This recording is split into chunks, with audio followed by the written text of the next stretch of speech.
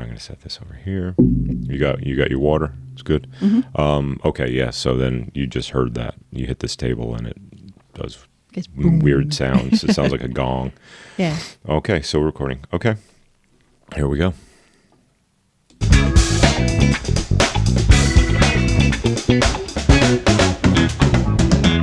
Hello and welcome to Morning Fuel. I'm your host, John Bundy, and you are here because you believe in the power of the spoken word and its ability to change lives, and that by sharing our stories, we can help others overcome challenges that they cannot overcome on their own.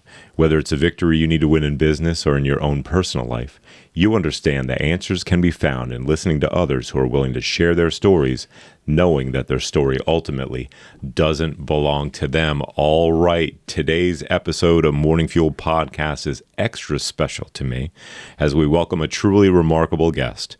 Her journey is one of dedication, passion, and inspiring achievements. Her academic roots were laid down at Key Business College in Newport News, Virginia, where she mastered skills in Microsoft Office, accounting, and efficient typing, all of which paved the way for her successful career. Her professional journey is marked by significant roles, including serving as the fiscal manager and admin assistant at the College of William & Mary School of Education, where she managed finances for grants and provided invaluable support for faculty and staff. However, her dedication truly shines through her role as the office manager at Lighthouse Worship Center in Hayes, Virginia, where she has been instrumental in everything from administrative support for the senior pastor to managing church records and preparing the weekly LED electronic message board displays. Her ability to blend administrative precision with creative output exemplifies her unique skill set. Beyond her professional accomplishments, she is a martial arts enthusiast, having achieved the level of black belt in the Okinawan style of Shorin-ryu, a discipline she pursued passionately even during her pregnancy. This discipline and strength are reflected in every aspect of her life, particularly in her role as a leader and visionary. Today, her passion is channeled into a new and exciting venture, a Soulful retreat. Alongside her husband, she is helping to develop this exclusive, all-inclusive retreat in a picturesque locale of Rincon, Puerto Rico, and the serene mountains of Maricao. Designed as a land-based cruise experience, aims to offer a restful haven for busy business owners, entrepreneurs, pastors, and missionaries. Please join me in extending a heartfelt Morning Fuel Podcast welcome to a woman who embodies the spirit of service, leadership, and community, owner and CEO of Morning Fuel Podcast, LLC, a devoted wife, a loving mother of 2 daughters, Sarah Bundy. Hey, babe. I know this is probably going to sound like a infomercial or something like that, but, are you a busy entrepreneur or business owner who has very little time to plan their travels when it comes to taking their families on a vacation? And by the time you get there, you are super exhausted and you don't want to have to think about anything. You just want to enjoy. Well, welcome to Experience Rest, Rincon, Puerto Rico. Let me break it down for you. You come down here, you stay with Sarah and I in one of the many homes that we get access to. We take care of you. We take care of the planning based on your needs. The itinerary is built based on your choices before you even get here. And when you arrive, we pick you up at the airport. We take you to your home for the 2 weeks that you're here, and you don't have to make any decisions. You just show up. You just wake up, enjoy your coffee, enjoy your breakfast, and we make the decisions for you based on your choices. Sarah and I will be your guides, and also we'll take care of the things at the house as well. The cleaning, the cooking. I worked under a James Beard nominated chef at Stove in Port Norfolk, Virginia, and I've got a little bit of skill, but I guarantee you will be blessed with genuine Puerto Rican cuisine and gracious hosts and guides, and we'll take you on tours based on your preferences as well. If you're the adventurous type, we'll go ahead and take you to swim in a waterfall that's a short hike away, and also paddleboarding or surfing, even for the first time. We look forward to having you down. If you have any questions at any time, please don't hesitate to reach out. CasitaMaricao.com or Experience Rest Thanks for being a part of the community, and we look forward to seeing you soon.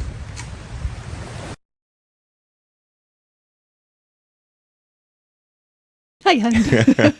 Thank you so much. That's fun. Was wow, awesome. I love putting that together. It's interesting hearing like, that I really about did yourself. all that? Huh? Wow, yeah. Yeah, and more. Couldn't fit it all in. But I've been looking forward to this episode for a very long time. It's hard when you're just busy and you're pretty much just high-fiving as you're passing each other going in and out of the house. Yeah. But here we are. And when we go, when are we going to be getting me on the show? And you're like, okay, let me get back with you Put on it that. on the calendar. We don't have any room on the calendar. Yeah, oh well. Yeah, it's been a marathon couple of weeks preparing for the trip to Puerto Rico, but we're doing it. We're not just talking about it. Right. But I'm staying back to help my mom with transitioning. Hanging back to make sure your mom's properly cared for. You and your sisters working together. It's beautiful. So talk to us about Sarah Bundy before Key Business College. I mean, that was pretty much your first kind of figuring out what career direction you want to go in. What were you up to before then? How old were you at the time? And then what were you up to? Yeah, I was in my early 20s and I worked various other jobs. I worked at Busch Gardens for a while in the games office. So I was able to order all of the game prizes and trying to get the monies that everybody collects with the games. How old were you when you first started working at Busch Gardens? I was 22. Okay. So I worked there before you did. I was 17, 18 years old at the time. But then I did go back a couple years later. We might have crossed paths, but we didn't know each other there. And we didn't know each other at Tab High School either. Right. I went there for a year and a half after I moved here from Long Island, New York, and you were a year ahead of me in school. Mm-hmm. But we never met there either. Right. I did I did work at Busch Gardens when I was 17, 18 as well. Okay. And then did other things role. And then came back and... Okay, so we were there around the same time then. You were probably at Threadneedle Fair while I was sweeping the grounds in New France and France. Right. And Threadneedle Fair was my short pants on. Yeah. Threadneedle Fair was right across from the bird show. Right. So we got to hear the birds. Yeah, that would have drove me nuts. Yeah. Anyway, cussing at them with Cockney accents and stuff like that. Yeah, so but it was fun. Well, we had a unique meeting, you and I, and it was one of those where we met each other, but we didn't really meet each other, and then 2 years later we realized we met. So it was It was July of 1994.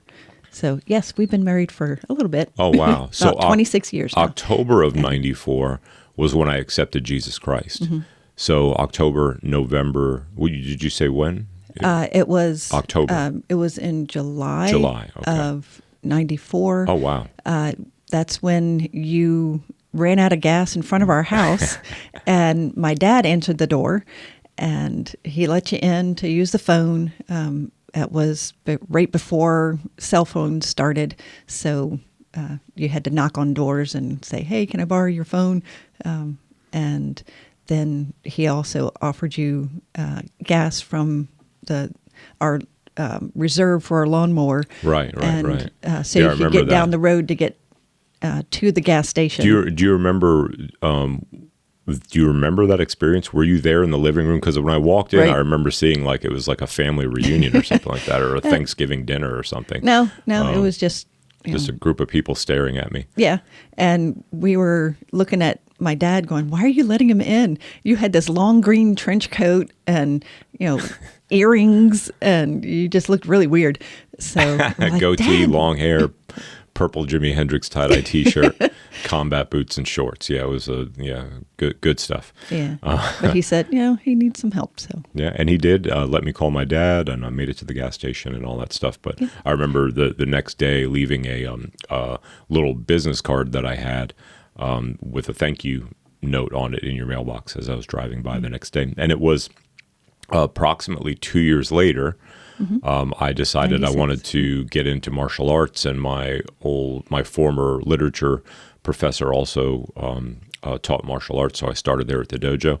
And you were there. Yes. You were a green belt at the time, and you and your friends were in this class. So I was a low-ranking white belt, and you guys were steps ahead of me. So I had a great view because the white belts were in the back of the room. So I got to stand in the back and look at all the booties. But anyways, But you invited us to a party, and it was that was where we, first got to know each other. Yeah, we really got to talk there at Right. that party. I think I did most of the talking, and you did a lot of good listening. So it was nice. So And then when you came to pick me up for our first date, you said, "I think I've been here before."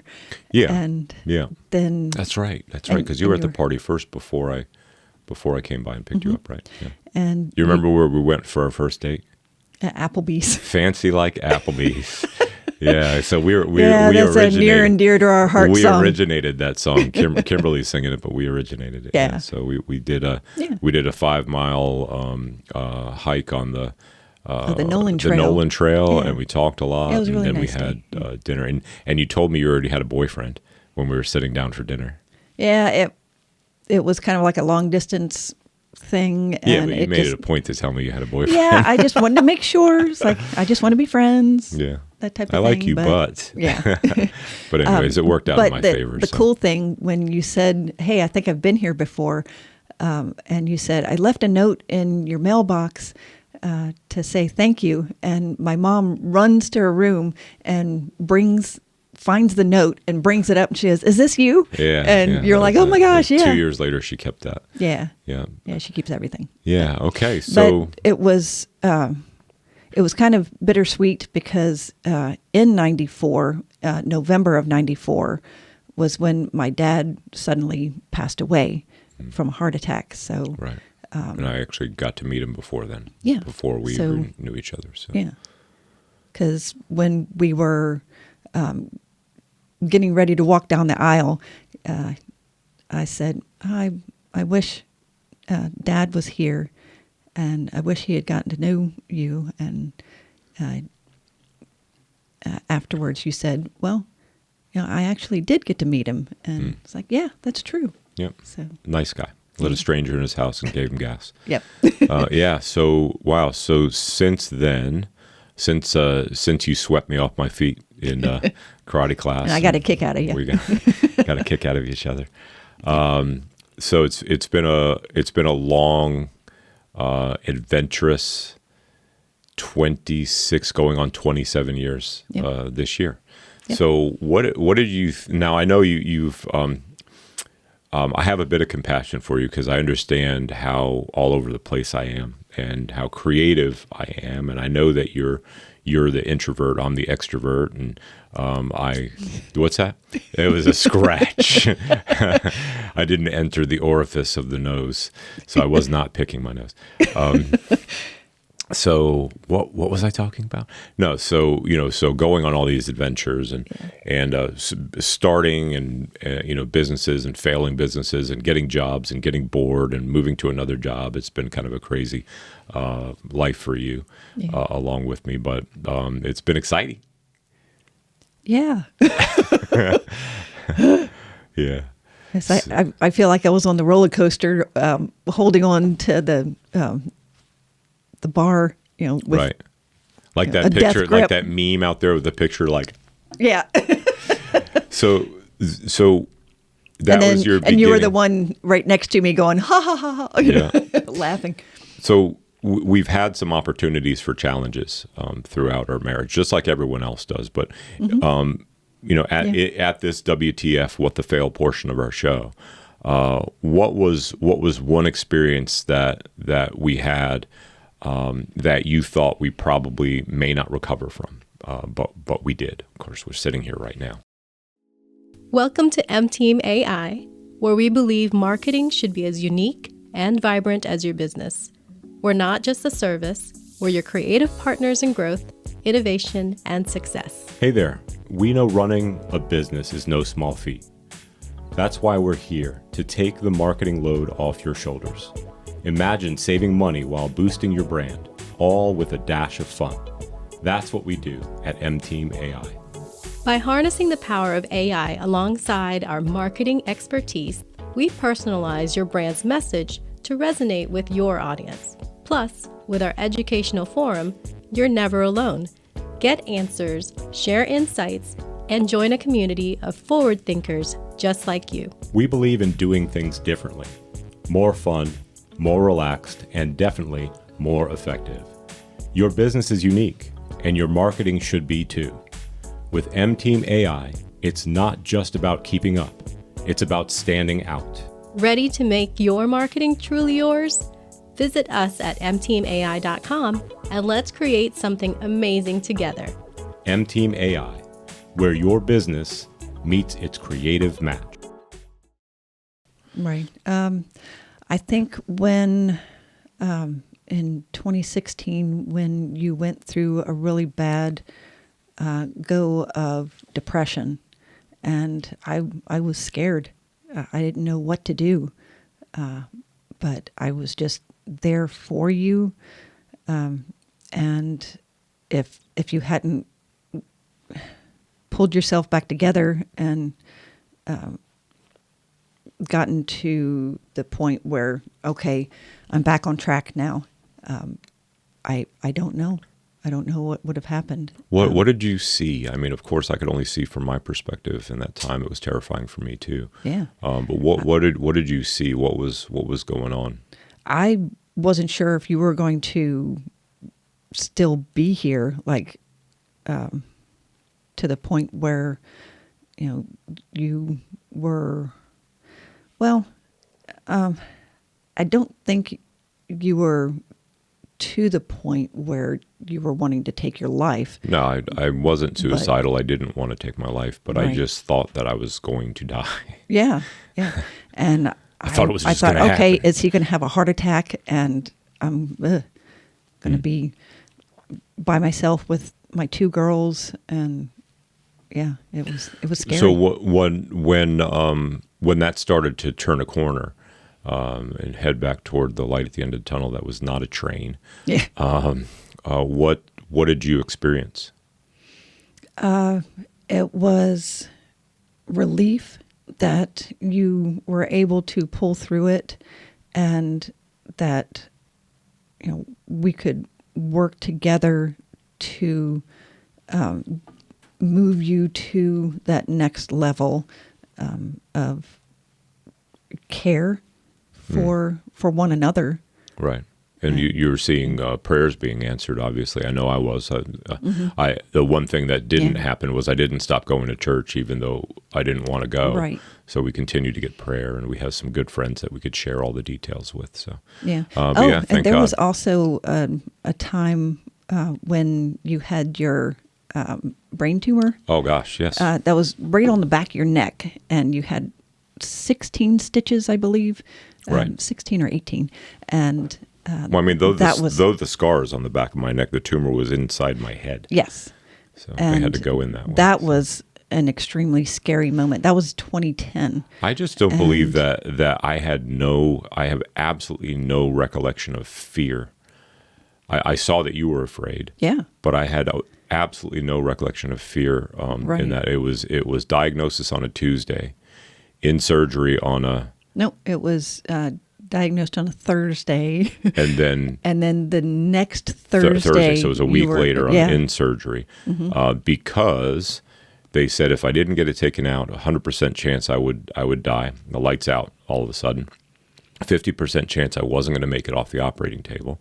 80% chance I would come out with some form of disability, which is debatable as to whether I have brain damage or not. So, but yeah, praise God. And then it was in surgery on a Thursday, recovery on a Friday, home on a Saturday, and in church on a Sunday. Yep. Yeah. And one of our friends got mad at you. Yeah, Dane. Yeah. He's got no excuses to not go to church, to miss church. Because he's like, oh, man, John had surgery on Thursday and he's in Brain church surgery. now. Ugh. Yeah, so other side of that that mountain, now we are kind of going on an adventure. Our youngest is moving out of the house. Yeah. We're getting proper care for Mom, who does need more care than we can offer. Even if we stayed here Right. in the States, she needs assistance. We're going to Puerto Rico. Yeah, but it's been more and more taxing with caring for Mom. So I think with this revelation of going to Puerto Rico to develop this soulful rest for others, that we are also trying to find that soulful rest for Mom with better care for her Right. than what we can do. Because we're just so busy that she needs more of a constant care now, and we're looking to get that help for her. Well, okay. So here we are. We're at the leap from the lion's head. Yeah, And the last piece of that little circle is care for Mom, and then we're taking the leap. I'm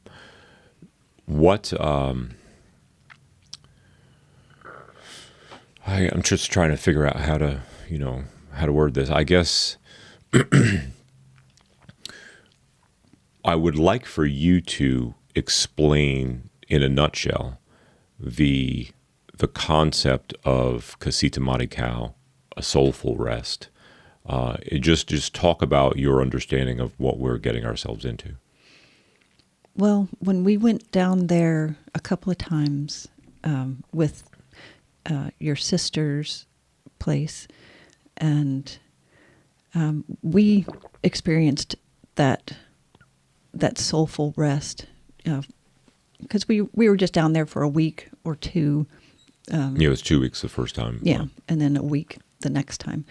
And we just thought that, okay, there are other people that would really benefit from this time just to relax, either relax on the beach, or if they're more adventurous, people that can't sit still, there's other things to do there. Like go swim in a waterfall. Yeah, or paddle boarding, which we did that, and that was really fun.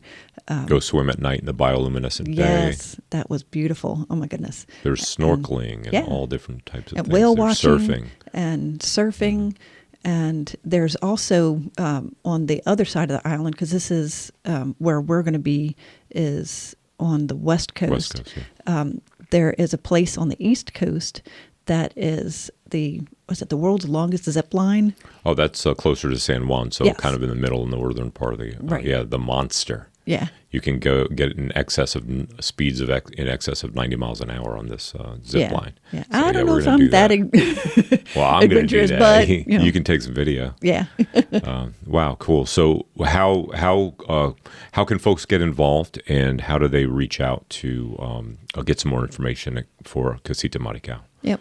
They can go on to the website, casitamarical.com, and look at the form that they'll get the information. So they can subscribe on there, enter yes. their email address. Yes. Okay.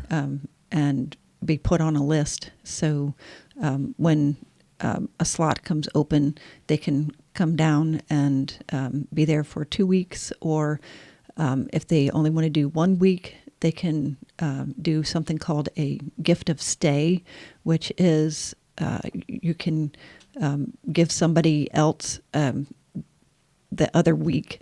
Right, to donate part of your stay to yes, a pastor or a either- missionary. Yes, somebody that would need it, but wouldn't necessarily have the funds to be able to do it. Right. Wonderful. Okay, cool. So, last question. Sarah Bundy, owner of Morning Fuel Podcast LLC and co-founder of Casita Marical. What do you need most right now? The finances for our adventures, and possibly investors that see the vision that we have for this, that will help us to be able to get this ball rolling and help others to have that retreat, that time for rest. Right. Yeah. Right. Wonderful. Well, I love you.